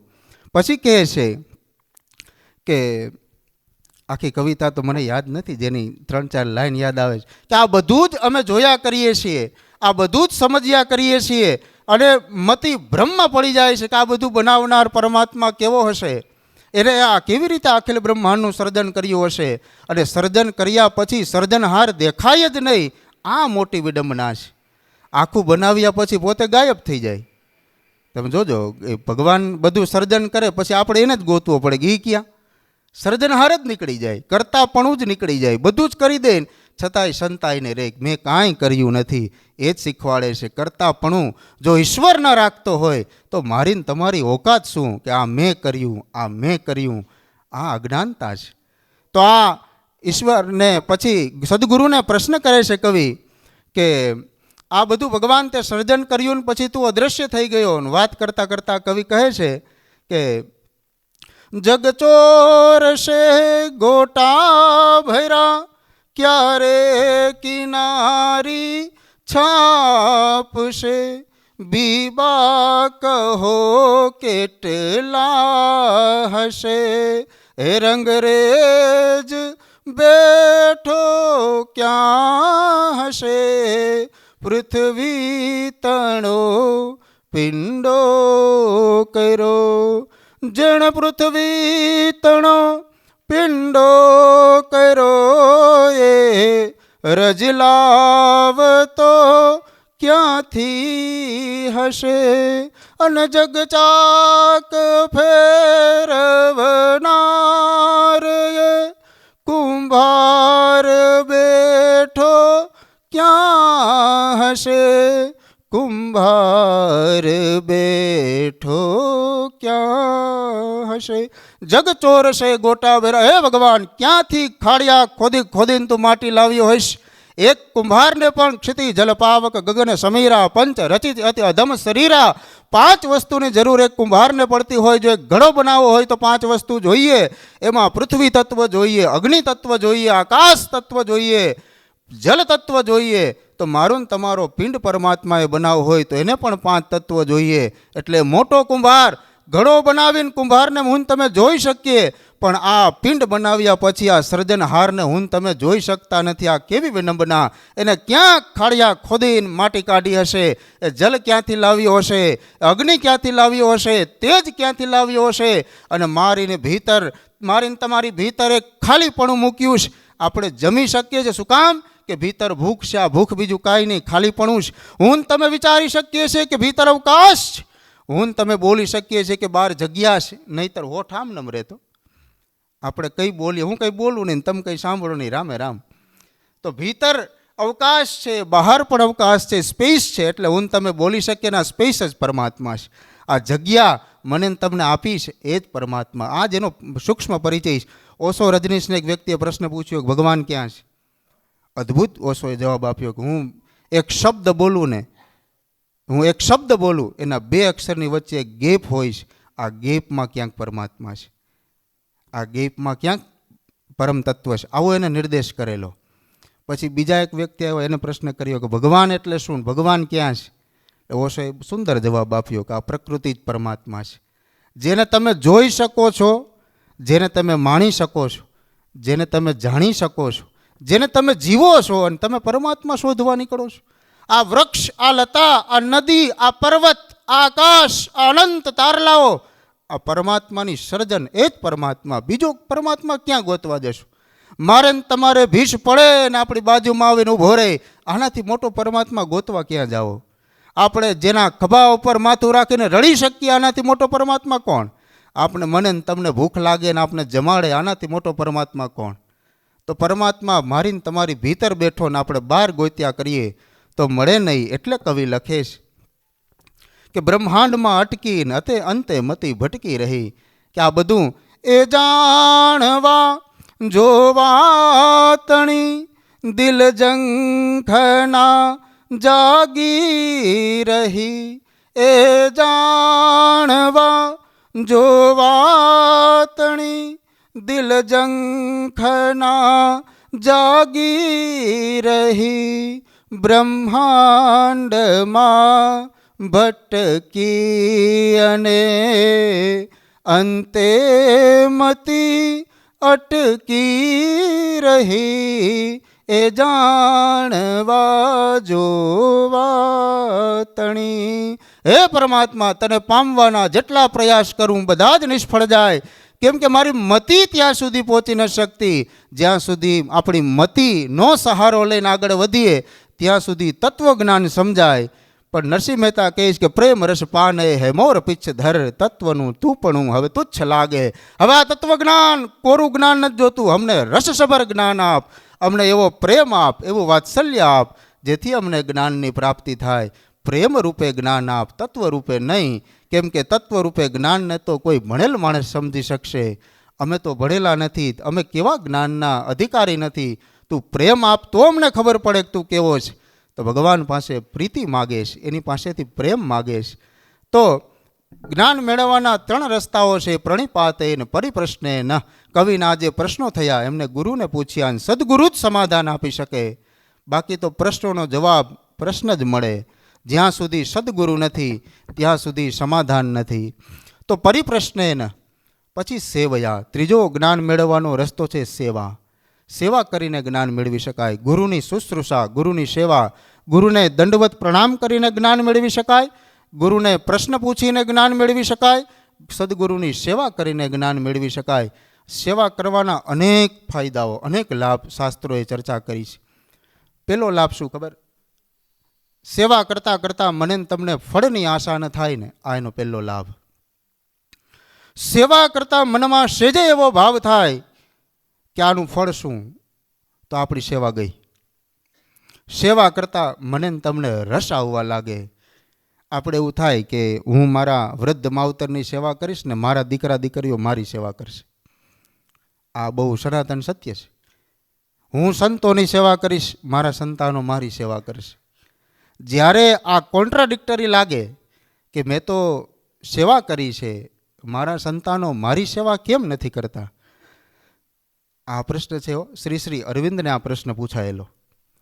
હા, એક વ્યક્તિએ શ્રી શ્રી અરવિંદને પૂછેલું કે ભગવાન, મેં તો આટલા બધા જપ કર્યા, આટલું બધું તપ કર્યું, માવતરની સેવા કરી, મારા દીકરાઓ દીકરીઓ વહુ મારી સેવા નથી કરતા, મેં એવા કયા પાપ કર્યા હશે? એટલે શ્રી શ્રી અરવિંદે બહુ સરસ જવાબ આપેલો, જે આપણે સમજવા જેવો, કે તમે જ્યારે સેવા કરીને ત્યારે તમે ફળની આશા રાખેલી? તો કે રાખેલી, રાખવી જ પડે. હું કર્મ કરું ને કંઈ ફળ ના મળે તો કે તમે ચૂકી ગયા. શું ચૂકી ગયા? તો કે કર્મ કરતા સમયે કર્મનો જે આનંદ છે, એની જે લહેર છે, એનો જે રસ છે, એ ચૂકી ગયા. તો કે ભગવાન, રસ ચૂકી જવાથી શું થાય? રસ તમે ચૂકી જાઓ તો શું થાય? આપણે સત્સંગમાં બેઠા છીએ ને મને તમને જ્ઞાન મળવું હોય તો મળે, એનો કોઈ સવાલ જ નથી. પણ મને તમને સત્સંગનો આનંદ આવે, એનો રસ મળે, તો જ્ઞાન ધીમે ધીમે ધીમે આપણી પાત્રતા કેળવાય અને જ્ઞાન મળે. એમ સેવા કરતાં કરતાં મને તમને સેવામાં રસ પડે, સેવાનો આનંદ આવવા લાગે, ત્યારે ધીમે ધીમે ધીમે આપણી પાત્રતા ડેવલપ થતી જાય. ને પાત્રતા મને જોઈને સંતાનમાં પાત્રતા આવશે આવું જરૂરી નથી. પણ હું રસ મેળવેલો માણસ હઈશ તો મારા સંતાનો સાથેનું મારું વર્તન રસવતી વર્તન હશે, રસ સાથેનું વર્તન હશે. અને રસ સાથેનું સંતાન સાથેનું મારું વર્તન, એ સંતાનને મારે એને કહેવું નહીં પડે કે મારા પગ દુખે છે, કેમ કે મારા વર્તનમાં એ રસ છે. મારા સંતાનમાં આ રસ ટ્રાન્સફર થવાનો જ છે, એમાં કોઈ શંકા નથી. કર્મ ટ્રાન્સફર કરી શકાતું નથી, કર્મ ટ્રાન્સફર કરી શકાતું નથી. મારા કર્મનું ફળ બીજા કોઈ ભોગવી દે આવું નથી, એ મારે જ ભોગવવા પડે. પણ રસ ટ્રાન્સફરેબલ છે. મેં મેળવેલો રસ ઉત્તરાઉત્તર આવતો જ જાય. જેમ વારસાની અંદર મને તમને ડાયાબિટીસ ઉતરે, જોજો કોઈના મધર ફાધરને ડાયાબિટીસ હોય તો સંતાન ના આવે, માથાની ભીતર ટાલ પડી જાય તો સંતાનને આવવાની શક્યતાઓ છે, આવું મેડિકલ સાયન્સ કહીશ. જો જીનેટિક્સની અંદર આ બધું આવી શકે, રોગ આવી શકે, તો જીનેટિક્સની અંદર સંસ્કાર કેમ ના આવી શકે? જીનેટિક્સની અંદર સંસ્કાર ઉતરે જ, સવાલ જ નથી. આપણી ભીતર જો રસ મેળવેલો હશે, આપણે હિન્દુ ધર્મમાં એક દેવીને પૂજીએ છીએ, એનું નામ છે સરસ્વતી. સરસ્વતીનો અર્થ જ એ છે સહ રસવતી, જે મને તમને રસ મેળવવામાં મદદ કરે, આ સરસ્વતી છે. આપણે કહીએ ને કે XYZ વ્યક્તિની જીભે સરસ્વતી બેસે, શું કામ? તો કે એની ભીતર એ રસ ઉતર્યો છે. કેવો રસ? તો કે માતાએ પીરસ્યો એ રસ. માં જેના માથા ઉપર ટેરવા ફેરવે, એના ટેરવામાં પછી એટલી તાકાત કે એની જીભ છે એ બોલી શકે, જેથી બીજાના કાનને પણ રસ મળે, બીજાના અંતરાત્માને રસ મળે, એના હૃદયને રસ મળે, એના આત્માને શાંતિ મળે. એટલા માટે આ બધી કથાઓ બધું થાય એનું કારણ શું? સત્સંગ થાય એનું કારણ શું? મને તમને રસ મળે. તો કર્મનું ફળ નહીં, કર્મનો રસ લેવો. મને તમને એમ થાય કે આ XYZ મેં કર્મ કર્યું તો હવે એનું ફળ મને મળવું જોઈએ. ના, જ્યાં ફળની આશા છે ત્યાં સકામ કર્મ છે, અને જ્યાં સકામ કર્મ છે ત્યાં શાંતિ ક્યારેય ના હોઈ શકે. શાંતિ માટે જરૂરી નિષ્કામ કર્મ છે. જ્યાં ફળની આશા નથી એ આપણા કર્મને નિષ્કામ બનાવે. નિષ્કામ ફળ રસની વ્યુત્પત્તિ કરે, અને આ રસ મને તમને શાંતિ આપી શકે. તો જ્યાં મારે તમારે ભીતર જ્યારે શાંતિની જરૂર હોય ત્યારે કોઈ સંતના શરણે જવાનું છે. અને આવા સંતો જ્યાં મળે એ તીર્થરાજ પ્રયાગ બની જાય છે. તીર્થરાજ પ્રયાગ તો છે જ, એનો મહિમા છે જ, કોઈ શંકા નથી. તીર્થોમાં સંતો જાય એ તો જરૂરી છે, જવું જ જોઈએ. પણ જ્યાં સંતો ભેગા થાય એ જગ્યા, એ વાતાવરણ પણ તીર્થ બની જાય છે, એમાં પણ કોઈ શંકા નથી. તો આવા તીર્થમાં મારે તમારે જવું છે, જ્યાં સંતો ભેગા થાય છે. આવા તીર્થમાં આપણે જવું છે, માટે યુવા મહોત્સવમાં જવાનું છે. તીર્થ ગયે એક ફલ, સંત મિલે ફલચારી, સદગુરુ મિલે અનંત ફલ, કહત કબીર બિચારી. કબીર સાહેબ કહે છે કે સંત મળે સંત મિલે ફલચારી, તીર્થ ગયે એક ફળ, તીર્થ જવાથી એક ફળ મળે. આપણે ટોટલ 4 ફળ શાસ્ત્રમાં વર્ણ્યા છે: ધર્મ, અર્થ, કામ અને મોક્ષ. ચતુર્વિધ પુરુષાર્થ આને કહેવાય. 4 ફળ છે. એમાંથી તીર્થ જાઓ તો એક ફળ મળે. પેલું ફળ કયું? ધર્મ. મને ને તમને તીર્થ જવાથી શું મળે? ધર્મ. ધર્મ એટલે નીતિ નિયમ. અધ્યાત્મને સમજવા માટે જે નીતિ નિયમો છે એનું નામ ધર્મ છે. આપણે જે ધર્મમાં હોઈએ એના નીતિ નિયમોનું પાલન કરીએ અને સમજીએ એ આપણો ધર્મ છે. એ માર્ગે કરીને આપણે અધ્યાત્મને પામી શકીશું. અધ્યાત્મ અને ધર્મ બે જુદા જુદા. અધ્યાત્મ એ લક્ષ્ય છે, ધર્મ એ સાધ્ય છે, એ સાધન છે. અધ્યાત્મ છે એ સાધ્ય છે, ધર્મ છે એ સાધન છે. તો સાધનની મદદથી સાધ્ય સુધી ગતિ કરવાની છે. પગલે પગલે ડગલે ડગલે ચાલતા ચાલતા લક્ષ્ય સુધી પહોંચવાનું છે. તો ધર્મ મને તમને સહાયતા કરે છે. ધર્મ એટલે નિયમાવલી છે. તો તીર્થ ગયે એક ફળ, તીર્થ જવાથી ધર્મ થાય. શું કામ? તીર્થ જવાથી મને નિયમોનું ભાન થાય. હું વ્યવસ્થામાં રહેતા શીખું. સામયમાં શા માટે જવાનું છે? મારે વ્યવસ્થા શીખવાની છે. લૌકિક વ્યવસ્થા કરતાં કરતાં મારે અલૌકિકની વ્યવસ્થા સમજવાની છે. આપણે સંતો રસોડું સોંપે કે આ રસોડાનું કામ સેવા તમારે સંભાળવાનું. કરવાનું શું? એમાંથી તમને આધ્યાત્મિક શું લાભ થાય ભાઈ? એક જણાને કંઈક તમારે બૂટ સરખા રાખવાના છે, આનો કોઈ આધ્યાત્મિક લાભ ખરો? આપણે એમ થાય કે મને બૂટની સેવા આપી, આપણી ક્રેડિટ શું? એમ આટલી સૌથી મોટી સેવા છે. સૌથી મોટી સેવા. આનો આધ્યાત્મિક બહુ ગૂઢ અર્થ છે. તમે જોજો, જે નાનામાં નાની સેવા કરતો હોય, નાનામાં નાની, ભગવાન કૃષ્ણએ જ્યારે યુધિષ્ઠિરે રાજસૂય યજ્ઞ કર્યો ત્યારે ભગવાન કૃષ્ણએ કીધું, ભગવાન બધાને મેં સેવા સોંપીશ, તમને તો મારે કાંઈ સોંપી ન શકાય. તો કૃષ્ણે કીધું કે ના ના ના ના, મને પણ તારે કંઈક સોંપવું જોઈએ. હું કંઈ આમ યજ્ઞમાં મારોય પાર્ટિસિપેશન હોવું જોઈએ, મારો ભાગ લેવો છે. શું બચ્યું છે? તો ભગવાન પાતર ઉપાડવાનું કામ બાકી છે. બધાય જમી લે ને પછી પાતર ઉપાડવાનું, થાળી ઉપાડવાનું કામ બાકી છે. ભગવાન કે એ મારા ભાગે આવવા દે, હું કરીશ. તો કે કૃષ્ણ થઈને પાતર ઉપાડે તો કેમ ના કરી શકે? હું માખણ ચોરી શકું તો પાતરે ઉપાડી શકું, કોઈના ચીર પૂરી શકું તો સુદર્શને ચલાવી શકું, કેમ ના કરી શકું? બધું જ કરી શકું, પાતર ઉપાડીશ, મને એ સેવા આપો. એટલે યુધિષ્ઠિર ઠીક છે, તમારે જોતી હોય એટલે લઈ લો, અમારે તમને કંઈ ફોર્સ તો ન કરાય, આ ભગવાન છે. એટલે પાતર ઉપાડવાની સેવા કરે ને પછી અર્જુનને પ્રશ્ન થાય ને ભગવાન પાસે છાવણીમાં દઈને પૂછે કે ઠાકોર આવી સેવા કેમ તમે લીધી? આ સેવા તો આપણે બીજા સેવકો પાસે કરાવવાની હોય, આ તમે આવી સેવા કરો? તમે તો યજ્ઞના મુખ્ય અતિથિ છો ને મુખ્ય અતિથિ પાતર ઉપાડે કેવું લાગે? અમારે બહારથી મહેમાનો આવવાના છે, આવી સેવા તમારેથી લેવાય? અર્જુન જરાક ખીજાઈ ગયો ભગવાન ઉપર. એટલે ભગવાન કે ધીરો રે ભાઈ, આ પાતર ઉપાડવાની સેવા અદ્ભુત સેવા છે. મારે કોકને સમજાવવું હોય તો પહેલાં મારાથી શરૂઆત કરવી પડે. ગાંધીજી પાસે એક વ્યક્તિ ગયા, બેન ગયા, એટલે એના દીકરાને સાથે લઈને ગયા, બાપુ આ ગોળ બહુ ખાય છે અને પેટમાં જીવડા થઈ જાય છે, તમારું કેવું માને? તમે કહો ને તો ગોળ ન ખાય. એટલે ગાંધીજી કે કાલે આવજો. એટલે બીજે દિવસે પછી ગયા, બાપુ કહો ને ગોળ ન ખાય. ગાંધીજી કે બેટા ગોળ ન ખાતો, ગોળ ખા એટલે પેટમાં જીવડા થાય. કે જી બાપુ હવે નહીં ખાવ. એટલે બેનને પ્રશ્ન, બાપુ કાલ કહી દીધું હોત તો આજ તમે ગાવ એકનો ધક્કો ખવડાવ્યો.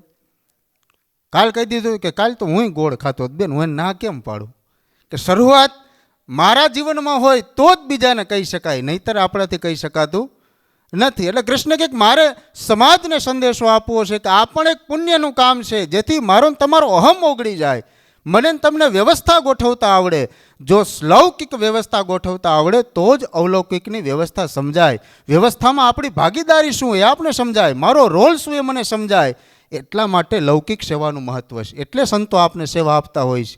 સંજવાળી વાળવીને આ પણ એક સેવા છે. એનાથી પણ મને સમજાય કે મારી ભીતરનો કચરો કેમ સાફ કરવો. આ એક વ્યવસ્થાનો ભાગ છે. આપણે એક હોલ વાળવાનું કીધું હોય ને તો 10 જગ્યાએ કચરો રહી જાય. જુઓ, એક હોલ જે સારી રીતે લૌકિક વ્યવસ્થામાં ના વાળી શકે, આધ્યાત્મિક વ્યવસ્થામાં જ્યારે મન વાળવાનું થાય ત્યારે કેમ વાળે? જેને લૌકિકમાં વ્યવસ્થા કરતા જ નથી આવડી એ અલૌકિકમાં વ્યવસ્થાને સમજી કેમ શકે? એક નાની વ્યવસ્થાને સાચવી ન શકે, મોટી વ્યવસ્થામાં હિસ્સેદારી કેવી રીતે મનાવી શકે? તો જ્યારે નાની નાની વ્યવસ્થા મને તમને સમજાય ત્યારે આપણે એક મોટું પિક્ચર જોવું હોય તો શરૂઆત તો નાના નાના સ્ટેપથી જ કરવું પડે. સીધું યુવાન ન થવાઈ જાય, પહેલાં આપણે બાળપણ ભોગવવું જ પડે. સીધું કંઈ વક્તા ન થવાઈ જાય, શ્રોતા બનવું જ પડે. બહુ શ્રુતમ ચ બહુ વક્તમ ચ, એક સારો શ્રોતા જ સારો વક્તા બની શકે, આ નિયમ છે. તો એ ધીમે ધીમે જ શરૂઆત થાય. તો આ પાપા પગલી કરતાં કરતાં આપણે આગળ વધી શકીએ. માટે જ્ઞાન મેળવવાના 3 માર્ગો, જ્ઞાનાર્જન વિદ્યા મને ને તમને મળે, આપણી ભીતર ઉર્જાનો પ્રવેશ થાય. એટલા માટે આપણે યુવા મહોત્સવમાં જવાનું છે. અને યુવા મહોત્સવમાં જઈ અને આપણે કરવાનું શું? સેવયા. ત્યાં શું કરવાનું છે? આપણે સેવા કરવાની છે. સેવા કરવાથી ઘણો બધો ફાયદો થશે. એનો એક ફાયદો તો મેં તમને ગણાવ્યો, લૌકિક દ્રષ્ટિએ મને વ્યવસ્થા કરતા આવડે, જેથી અલૌકિકની અંદર હું મારી વ્યવસ્થાને સારી રીતે સાચવી શકું. મારા કુટુંબનું નિર્વહન કરવાની વ્યવસ્થા મને ખબર હોય તો અનેકના કુટુંબનું નિર્વહન કરવાની વ્યવસ્થા, મોટી વ્યવસ્થામાં મારી ભાગીદારી મને સમજાય, મારો રોલ મને સમજાય, મારા ધ્યેય તરફ, મારા ડેસ્ટિનેશન તરફ મારી ક્લેરિટી આવે. એટલા માટે મારે સેવા કરવાની છે. આ સેવાનું બહુ વૈજ્ઞાનિક ફળ છે. તમે જુઓ, આ કોઈ બનાવવાની વાત નથી, બનાવટી વાતો નથી, માર્મિક વાતો છે. આ એનું મર્મ છે, આ એનો અર્ક છે, શાસ્ત્રોનો અર્ક આપણે પી રહ્યા છીએ. તો ભગવાન મારા તમારા હૃદયમાં બેસીને આપણે શીખવે કે સેવા કેમ કરવી, પ્રશ્નો કઈ રીતે પૂછવા, દંડવત પ્રણામ કઈ રીતે કરવા. પ્રણામ કરવાની પણ વિધા છે. આપણે પગે લાગીએ છીએ, ઘણા લોકો ગોઠણને જડે, આપણે પગે લાગે લાયાડે. એટલે આ કોઈ નબળી વસ્તુ નથી. આપણી પાપણ ઝૂકી જાય ને તો એ નમસ્કાર છે, પાપણ નમી જાય ને તો એ નમસ્કારનો હેતુ માત્ર એટલો છે કે આપણી ભીતર રહેલો અહમ એ ધીમે ધીમે ધીમે ઓગળતો જાય. આનો બીજો કોઈ હેતુ નથી. મારો ને તમારો અહમ ઓગળતો જાય બસ. પણ મહાપુરુષના ચરણના સ્પર્શ કરવાથી એની ભીતર રહેલી બ્રહ્માંડીય ઉર્જા મારી ભીતર પણ સંચારિત થાય અને મારી ભીતર રહેલા ભવના રોગને ટાળે. માટે પ્રણામ કરવાના છે. મારી ભીતર ઉર્જાનું વહન એક સ્થળેથી બીજા સ્થળે થાય. ઉર્જાનો સિદ્ધાંત છે કે એને ઉત્પન્ન કરી શકાતી નથી, એનો નાશ પણ કરી શકાતો નથી, પણ એક મહત્વનો વચ્ચેનો સિદ્ધાંત છે, એક સ્વરૂપમાંથી બીજા સ્વરૂપમાં એનું પરિવર્તન કરી શકાય છે. તો સંતમાંથી અલૌકિકમાંથી લૌકિકમાં એ ઉર્જાને ઉતારવી છે તો મારે સંતને પગે લાગવું જ પડે. કેમ કે મારી કરતાં એની પાસે ઉર્જાનો જથ્થો બળવાન છે.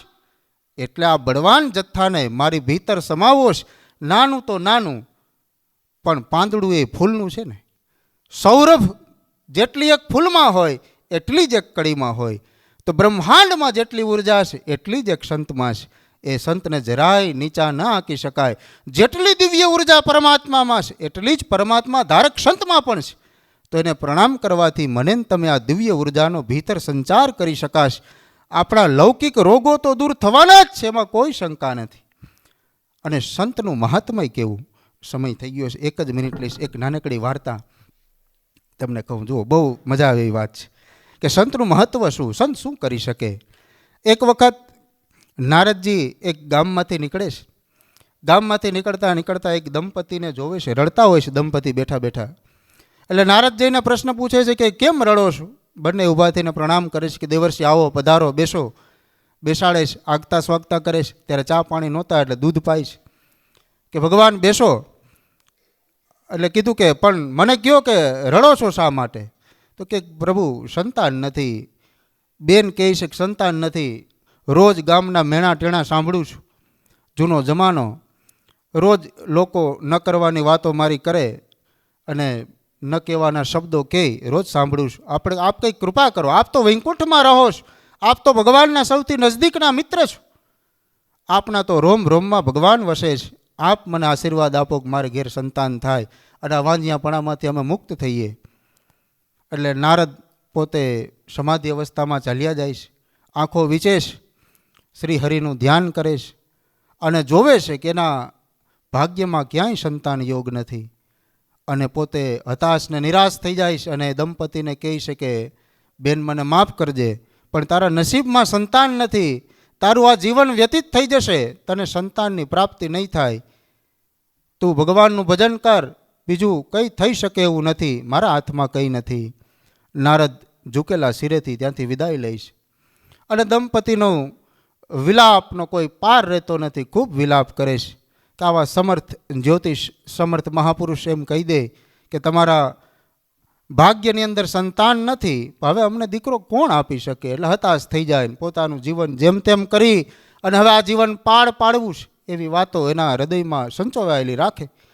એક દિવસ ફરતા ફરતા એક બુઢી મૂર્તિ કોઈ સંત એ ઘર પાસેથી નીકળે છે, ઘરનું વાતાવરણ જોવે છે, દિવ્ય વાતાવરણ હોય છે, ભગવાનના ભજનો ત્યાં ગવાતા હોય છે, કથાઓ ચાલતી હોય છે, સરસ મજાની સુવાસ એ ઘરમાંથી આવે છે, લાગે છે કોઈક વૈષ્ણવનું ઘર લાગે છે.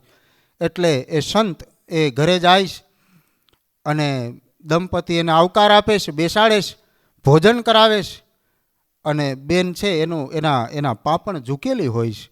ધીમે ધીમે એની આંખમાંથી દળ આંસુડા પડતા હોય છે. એટલે સંત પ્રશ્ન કરે છે કે બેટા, શા માટે રડે છે? તારા આ વિલાપ પાછળનું કારણ શું, મને જણાવ. ત્યારે જે પુરુષ હોય છે, પુરુષની મજબૂરી છે, રડી શકતો નથી. એટલે પુરુષ છે કહે છે કે બાપજી, રડવું તો મને આવે છે પણ હવે રડી શકાય એવું નથી, આંસુ પૂરા થઈ ગયા છે. અમે રોજ બે દંપતી બે માણસ બેસી અને રોજ વિલાપ કરીએ છીએ કે અમારે સંતાન નથી. સંત એક જ ખટકાર સિંહની જેમ ગર્જના કરે, જા તારે દીકરો થશે. એક નહીં 4 દીકરાઓ તારા પાલણે ઝૂલશે. અમારા આશીર્વાદ કે બાપજી. પણ નારદ જેવા સમર્થ મહાપુરુષ આવીને ગયા અને કીધું કે તારા ભાગમાં સંતાન યોગ જ નથી, આ જીવન તારું નિષ્ફળ જશે, તારે સંતાનની પ્રાપ્તિ નહીં થાય. તમે કહો સંતાન માની કેમ લેવું? તો કે 9 મહિના પછી હું ફરી પાછો આવીશ, તારી ઘેરે 4 પરણા બંધાશ. આવું કહીને નીકળી ગયા. અને 9 મહિના પછી ફરી પાછા એ સંત ત્યાંથી નીકળે છે. હકીકતમાં એની ઘરે 4 દીકરા હોય છે. 4 દીકરા સરસ મજાના ભગવાનના દીધેલા, કીર્તિમાન, દૈદીપ્યમાન, તેજથી ભરપૂર હોય છે. સંતને સૌ આવકારે છે. એવામાં નારદજી ત્યાંથી નીકળે છે. ત્યાંથી નારદજી પસાર થાય છે. દંપતીના ઘેરે અલૌકિક આનંદ, નંદ ઘેર આનંદ ભયો. આવો અલૌકિક આનંદ હોય છે. ધીમી કપૂરની સુગંધ આવતી હોય છે. અને ત્યાંથી નારદજી પસાર થાય છે કે આશ્ચર્ય થાય છે. 4 છોકરાઓ બહાર હળિયું કાઢતા હોય છે, તુલસી ક્યારાની આજુબાજુ રમતા હોય છે. નારદ આવે છે, નારદને પકડી લે સીધા. નારદ કેલા કોના છોકરા? તો કે આના છોકરા. તો કે એના ભાગ્યમાં સંતાન જ નથી, હોય જ નહીં, તમે ખોટું બોલો. તો કે અમે કેમ ખોટું બોલી? એને જ કીધું કે અમે એના છોકરા છીએ, ખોટું કેમ બોલું? એટલે પછી નારદ ભીતર જાય કે તમારા બાળકો? તો કે હા. કે હોય નહીં. કેમ ન હોય? તો કે હું કહું ને ન હોય, મારું જ્યોતિષ થોડું ખોટું હોય. તમારા ભાગ્યમાં 7 જન્મમાં સંતાન નથી. ત્યારે મેં તમને કીધું નહીં, તમે દુઃખી થઈ જાઓ. આ જન્મમાં નહીં, 7 જન્મમાં સંતાન નથી.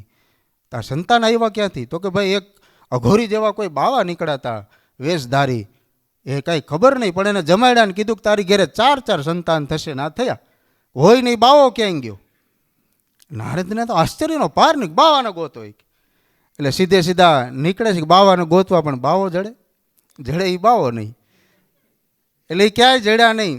એટલે એને ભગવાન ઉપર ક્રોધ આવ્યો, જોરદાર ક્રોધિત થઈ ગયા. કે નારાયણને જઈને પૂછું કે તમારે જો આવું જ કરવું હોય તો લેખ લખવાનો ફાયદો શું? અમારા જ્યોતિષ ખોટા પાડવાના, અમારી આબરૂ શું હવે? હા, તમારે ઘડીએ જો આવું જ કરવું હોય, ગમે એને ગમે એ દઈ દેવું હોય, તો પછી જ્યોતિષ નામની વસ્તુ બનાવાય જ નહીં. આવું એના મનમાં રીસ ચડી ગઈ કે અમે ભાગ્ય જોઈ, ભાગ્ય વાંચીએ ને ભાગ્ય ભાંખીએ, અને એ તમે ખોટા પાડો. એટલે સીધા વૈકુંઠ તરફ નારાયણ કરતા હતા. એની સ્પીડ બહુ વધી ગઈ, શબ્દનો અપભ્રંશ થવા લાગ્યો, ત્યાં સુધી સ્પીડ વધી ગઈ. અને ધીમે કરતા વૈકુંઠ સુધી પૂગ્યા. ભગવાનને લાગ્યું કે નારદ આવે છે, બગડાટી બોલશે આગળ, આખું વૈકુંઠ માથે ઉપાડશે. એટલે ભગવાને ચાલાક તો ખરા જ ને. એટલે તરત જ ભગવાને દ્વારપાળને કીધું કે નારદને કહેજો કે ભગવાન બહુ બીમાર છે. નારદને તમે કહેજો કે ભગવાન બહુ બીમાર છે, એ તમને મળી શકે એમ નથી. કે ભગવાન એ કોઈનું માને નહીં હો, એ હમણાં અંદર કરી જાય. અમને પૂછે તો કહી ને, એને ક્યાં પૂછવાનું જ આવે? તો કે નહીં એને તમે કહેજો કે ભગવાન બહુ બીમાર છે. તો કે એને કઈ બીમારી થઈ એમ પૂછે તો કે તો એમ કહેજો કે એને એક બહુ મોટી બીમારી છે કે જેનો કોઈ ઈલાજ નથી, પણ એક ઈલાજ છે. શું? તો કે કોઈ પોતાનું મસ્તક કાપી અને ભગવાનના ઓશિકું બનાવે, એના ઉપર ભગવાન સૂવે તો એની બીમારી ટળે, નહીંતર ભગવાનની બીમારી જાય એમ નથી. આવું તમે નારદને કહી દેજો. તો કે ઠીક છે ભગવાન. એમ કહીને ભગવાને વૈકુંઠનો દરવાજો અંતરપટ છે બંધ કરી દીધો. અને નારદજીએ પ્રવેશ કર્યો. હાહાકાર થઈ ગયો વૈકુંઠમાં. નારદ ખીજાણા. ક્યાં છે વિષ્ણુ? ક્યાં? ભગવાન ભગવાન નીકળી ગયો. એટલે કે સુતાશ ઉઠાડો એને. આવી રીતે ખોટા પડવાના લેખ કે ભગવાન થયું શું કયો તો ખરા. તો નહીં તમને ન કહેવાય, એને બોલાવો. તો કે પણ આવે છે, નિરાત રાખો. ત્યાં દ્વાર પડવા આવે કે શું નારદજી બૂમો નાખો છો, ભગવાનને બોલાવો. તો કે ભગવાન તો બહુ બીમાર છે, તમારા ગયા પછી વધારે બીમાર થઈ ગયા.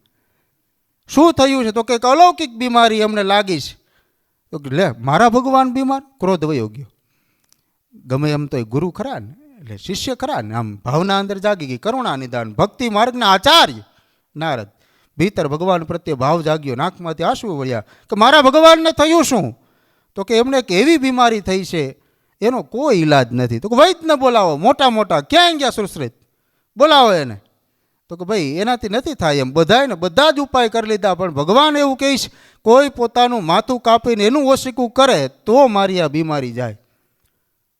કે નારદ કે એમાં શું, હમણાં ગોતી આવું માથા. માથા ગોતવા એટલે શું? તરત નારદ ધરતી ઉપર આવ્યા. દેવલોકમાં કોઈ માથું ન આપે, એ તમારે ધરતી ઉપર જ આવવું પડે. એટલે સીધે સીધા હળી કાઢતા ધરતી ઉપર આવ્યા ને બધાને પૂછ્યું કે ભગવાન બીમાર છે, આટલો સમય તમે ભગવાનને પ્રાર્થના કરી અને તમારા અનેક કામ કર્યા, આજે એને તમારી જરૂર છે, કોક માથું આપો, કોક માથું આપો. પણ માથું કોઈ આપે કે ભાઈ એના સિવાયની વાત કરો, એ નહીં. હવે એની નજર ફરતા ફરતા બદ્રિકાશ્રમમાં ધીમે ધીમે ધીમે જ્યાં જ્યાં બધે જ ફર્યા, સંતો મહંતો બધાને મળ્યા, બધું કોઈ મસ્તક ના આપે. એમ રખડતા રખડતા એક નાનકડી એવો બાવળની નીચે એક કોથરો પાથરેલો ને એના ઉપર એક બુઢી મૂર્તિ બેઠેલી. ન્યા નારદ ગયા. એટલે ઓલા સંતે કીધું કે નારદ હવે અહીંયા હું રખડો છું. તો કે આજ રહેવા દો, ચિંતામાં છું. શું ચિંતા છે? તો કે ભગવાન બીમાર છે. તો કે ભગવાન બીમાર છે? તો કે હા શું થયું? તો કે એને બહુ મોટી બીમારી થઈ છે ને કોઈક એનું માથું આપે તો જ મટે એમ છે. કે એમાં હું મૂંઝાઈ ગયા. 5માં કટાર પડેલી હતી, કાઢીને ધાડ દઈને માથું કાપીને નારદના હાથમાં લેતા જાઓ અને ભગવાનના ઓશીકું મારા માથાનું ઠાકોર ઓશીકું કરે, આનાથી મોટા સૌભાગ્ય ક્યાં હોય, લેતા જાઓ માથું. એટલે માથું લઈને સીધા એ નારદ વૈકુંઠ ગયા. બાર દ્વાર ખુલી ગયેલા. ભગવાન હામાં દાંત કાઢતા હતા, નારદ હામાં બેઠા હતા, દાંત કાઢે. કે ઠાકોર તમે તો બીમાર હતા ને? તો કે હતો ને. તો કે આ કેમ આવી રીતે હવે બેસી ગયા, બીમારી ક્યાં ગઈ? તો કે વહી ગઈ. તો આ માથું લઈ આવ્યું એટલું હું? તો પાછું દઈએ. તો હવે હું કેમ પાછું દઈ આવું? આ બિચારા કોઈક કારણ વગરનું એનું માથું વયું ગયું તમારી બીમારી વાહે. આવા ધતિંગ ન કરતા હોતો. તો ભાઈ તમને સમજાવવા માટે ધતિંગ કર્યું. શું સમજાવવા માટે? તો કે તમે કહેતા હતા ને, તમે જે જોક્સ જોયા હતા ને જે આશીર્વાદ ઓલા આપ્યા, સત્ય કેમ થયા, એની ઘરે 4 દીકરા કેમ થયા, આવો પ્રશ્ન તમને હતો ને? તો કે હા એ તો હું ભૂલી ગયો. એ જ તમને પૂછવા આવ્યો કે આવું હાલે રગડ દગડ ખાતું, જેને મન પડે એને તમે દઈ દો, આ વળી હું? એટલે ભગવાન નારાયણે કીધું કે નારદ જે માથું આપી શકે ને એ આશીર્વાદ પણ આપી શકે. માથું તો તમારી પાસે હતું, તમે ક્યાં આપ્યું? કે નારદ જે માથું આપી શકે એ બેટડા પણ આપી શકે, આશીર્વાદ પણ આપી શકે, અને આશીર્વાદે ઊભું રહેવું એ અમારી ફરજ બની જાય. સંતો આપણા ભાગ્યનું લખેલું ટાળી પણ શકે. આવા સંતને મળવા માટે, આવા સંતના આશીર્વાદ ગ્રહણ કરવા માટે, એમના દર્શન કરવા માટે મારે તમારે યુવા મહોત્સવમાં જવાનું છે. તો આત્મીય યુવા મહોત્સવની જય જય જય. ફરી પાછા આપણે જ્યારે મળીશું ત્યારે આગળની હું તમને જે 3 ટોપિક બાકી રહી ગયા છે એના વિશે ચર્ચા કરીશ. જય સ્વામિનારાયણ. અસ્તુ.